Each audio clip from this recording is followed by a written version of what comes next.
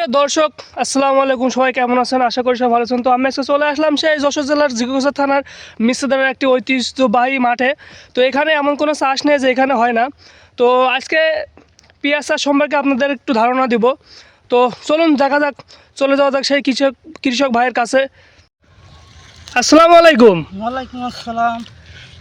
ভাই ভালো আছেন? হ্যাঁ ভালো, আপনি ভালো আছেন? আলহামদুলিল্লাহ। আপনি এই কিসের জমি পানি টানছেন? এটা পেঁয়াজের জমিতে পাখি টানছি। পেঁয়াজের জমিতে পানি টানছেন? হ্যাঁ। আচ্ছা, আপনার এই পেঁয়াজ তো মাশাআল্লাহ অনেক বড় হয়ে গেছে। পেঁয়াজ কতদিন আগে খোলার মতো হয়ে গেছে। কতদিন আগে লাগানো? এই 1-2 মাস আগে লাগানো এটা। 1-2 মাস আগে? হ্যাঁ হ্যাঁ। এ বীজ কি সরকারি বীজ নাকি আপনি কিনে নিয়ে আসছিলেন বাজার থেকে? সরকারি বীজ রোপণ করে, বাড়ি রোপণ করে চাষ করা হয়েছে। তাহলে তো এটা গরমের জন্য বেশি ভালো। হ্যাঁ হ্যাঁ, এটা গরমে। তো আপনার দেখছি একটু লেট হয়ে গেছে শীতের ভিতরে চলে এসে, কারণটা কি? কারণটা হচ্ছে বর্ষা পড়ছে, এই জন্য একটু লেট হয়ে গেছে। আচ্ছা, তো আপনি যদি একটা পেঁয়াজ আমাদেরকে উঠায় একটু দেখাতেন যে কেমন ফলন হয়েছে। অবশ্যই। এই যে আমি এখন পেঁয়াজটা উঠাইতেছি, দেখেন ভাই, আমার দেখাচ্ছে। এই যে।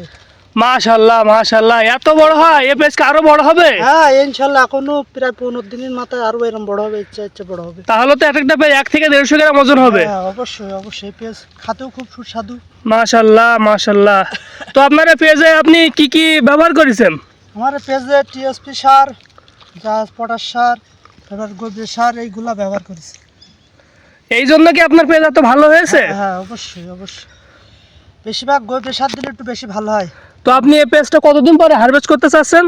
আর প্রায় 10-15 দিনের মধ্যে হারভেস্ট করা যাবে। তাহলে তো আশা করি আপনি এই 3 কাঠা জমিতেও আশা করি 5 থেকে 7 মণ পেঁয়াজ আপনি হারভেস্ট করতে পারবেন। তো এখন তো পেঁয়াজের দাম অনেক। হ্যাঁ, এখন পেঁয়াজের দামও ভালো। ঠিক আছে, তো আপনি কাজ করেন, ভালো থাকেন। হ্যাঁ। আর সবাইকে আমার ইউটিউব চ্যানেলকে সাবস্ক্রাইব এবং লাইক কমেন্ট শেয়ার করতে বলবেন। ঠিক আছে, ধন্যবাদ সবাইকে।